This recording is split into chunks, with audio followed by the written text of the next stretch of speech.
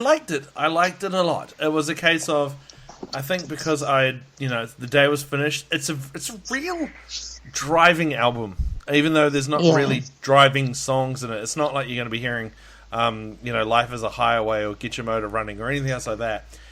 For some reason, the car made it sound amazing. And I think it was just because I could. It's because I've got a good sound system in my car. Yeah, but even like our Echo, the Toyota Echo, I think would have made it sound awesome. Just because you're focused on it. There's nothing else to distract you or anything. And I thought that was what probably made it the better album. I'm not saying it's one of my favourite Linkin Park albums because I've listened to it twice. I haven't had enough time yet to fully get into it and everything. But there are a couple of songs on the ride home tonight. I was singing by like the second, third chorus. I was singing with them, singing along, doing all that kind of stuff. And, it was actually quite an experience, let's put it that way. Because, once again, as I said, we were, like, listening to it first time this morning while we were still tired, and my brain hadn't switched on yet. But, yeah.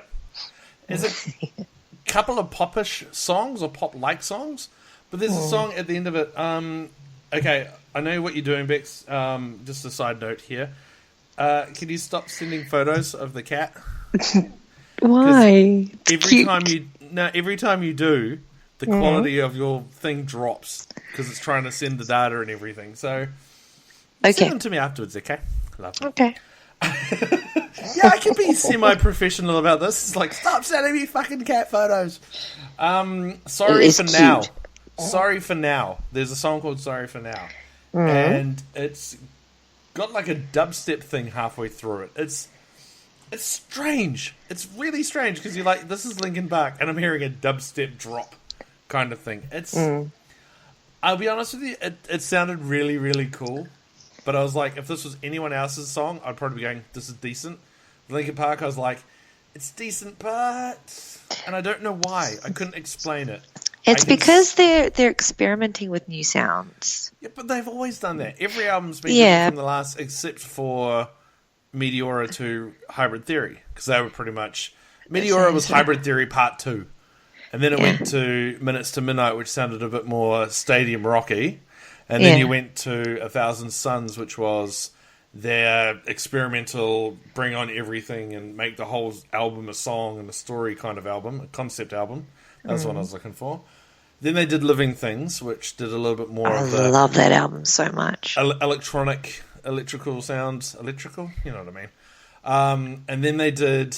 Hunting Party, which went back to the rock kind of blow your face off kind of thing. I love that album too. So, you know what I mean? It's not that I didn't like it. I was just, I couldn't... I can see the progression. Like, there's a lot of people out there that hate this album. Think it's shit, it's crap, it's pathetic. Linkin Park should be just give up and quit now. Sorry for that windbreak there, people. I think we got hit by Hurricane Bex. Oh, sorry. Cool. Sorry. Yeah. I think to be honest, one of those things. Haters are going to hate. They're always going to hate. And you should just shake it off. Shake it off. Well, the thing is that really? Geek.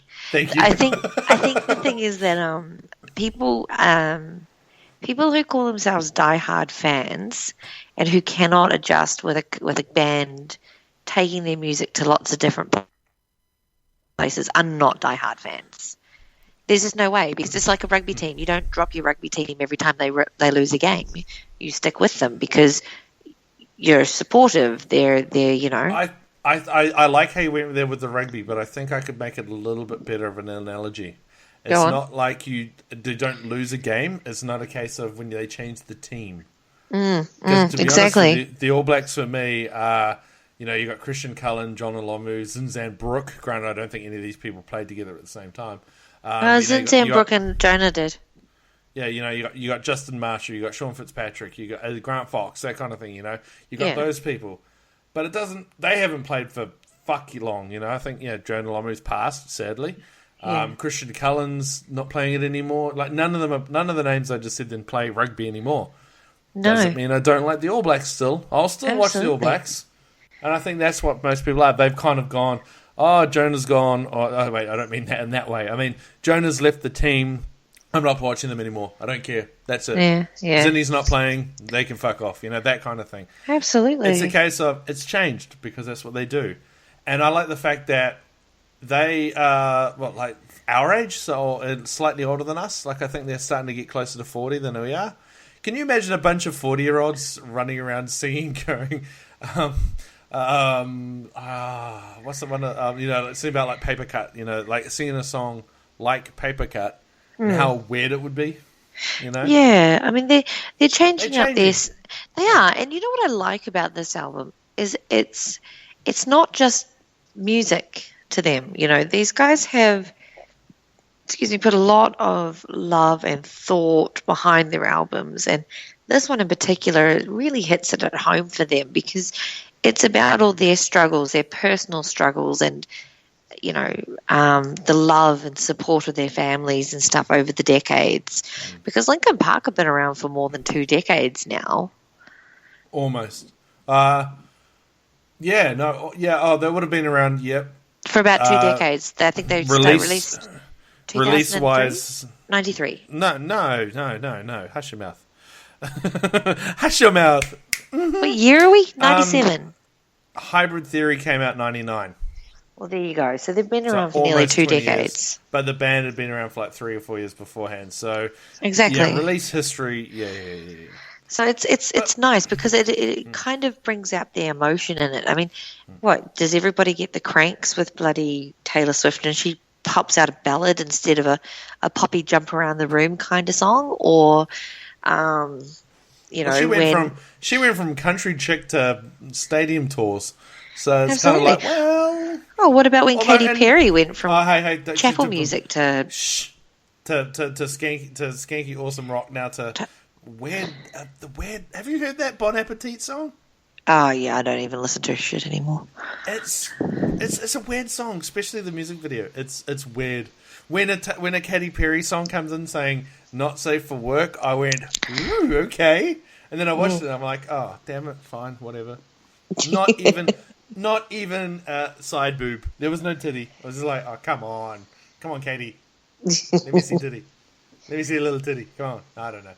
But no, You're I weird. think it's just a case of they're grown up. However, I would like them, if they do another album after this, which I know they're going to do like 2 or 3. They've at least got 2 or 3 more of them, they've said. One of them I would like to see. One of them I would like to see would be like another rap album, like but just not with Jay-Z again. No, I mean just with Mike. Give Mike another rap album, or give him another couple of rap songs. I think that'd be cool. Yeah. Here I am, like I can fucking talk to Linkin Park and be like, all right, guys, this is what I want you to do. No, they're probably never ever going to hear this as well. They're probably never going to hear this, but. I like the way that Linkin Park have just gone, fuck all y'all. We can do what we want. We're a band. This is the kind of music we want to hear to. If you want to listen, cool. If you don't, cool. Just don't drag us into it. Don't bag us personally for it. This is what we want to do right now. And I like that attitude. I do like the album. I'm not going to say it's my favorite one or that I love it immensely just yet because I haven't listened to it enough. See, I think. Yeah. I think everything with age improves, with the exception of some things. Like, was it AC/DC? Ugh. Hey, that band was very popular for putting out the same album 5 times. Absolutely. To quote their guitarist at one point who said that. He said, we made the same album 5, 6 times, whatever it is. It's like, yeah, you have. Yeah, we understand. Yeah. But, like, these guys are evolving. They're maturing, they're going from one different type of music to another, and they always give their listeners what they want.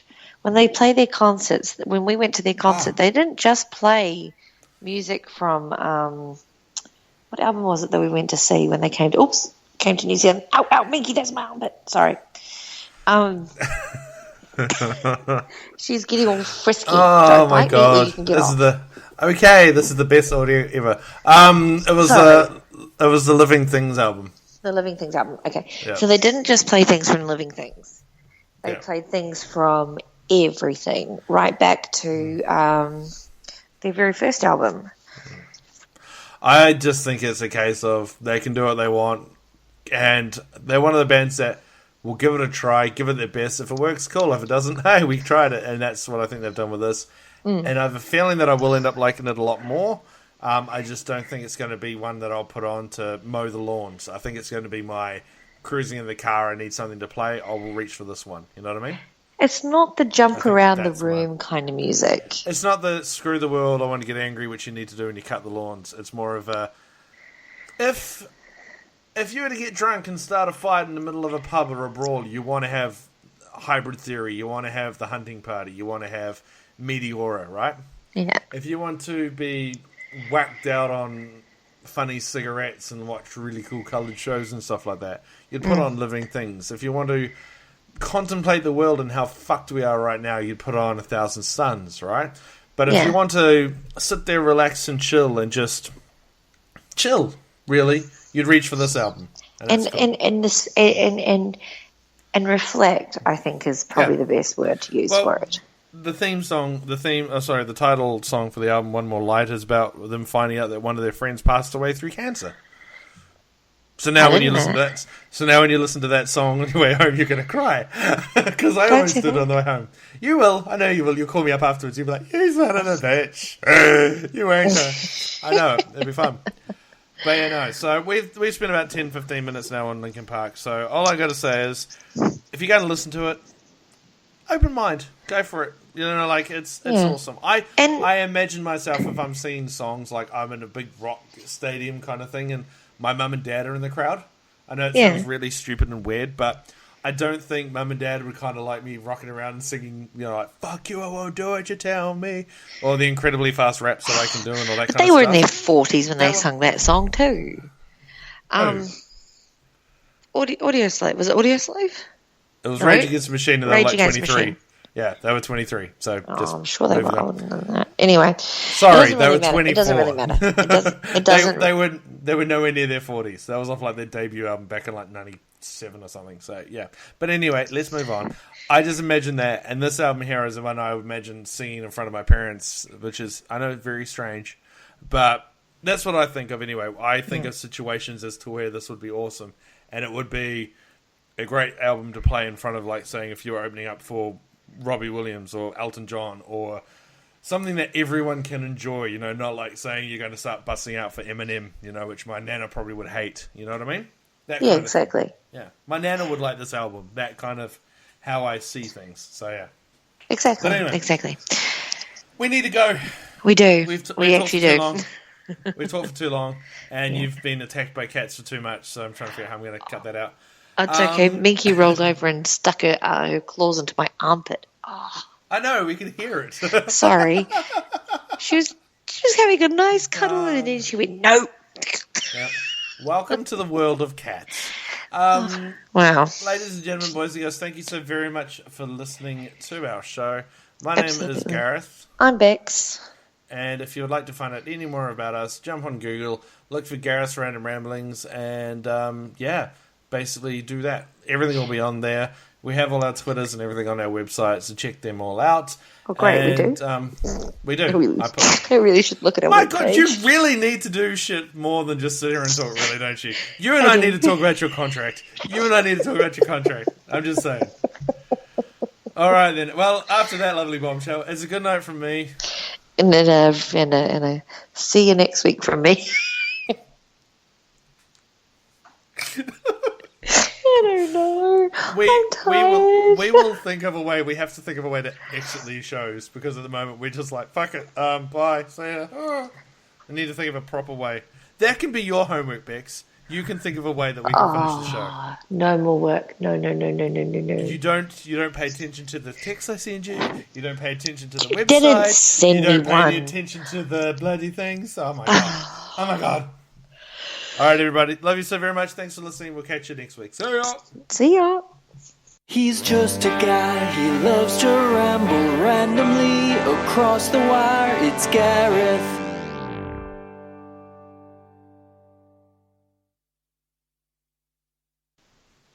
All right, we're done now. Oh, my God. Honestly, I was having lots of cute little snuggles with Minky, and then she decided to roll over, and then she got stuck, and she went... I could hear, as well as the one where you went... Sorry. For like 5 seconds, it was like, that's how I called you. It was a Hurricane Bex, or Cyclone Bex, or whatever it was. Sorry. Anyway. Yes. I'm going to bed.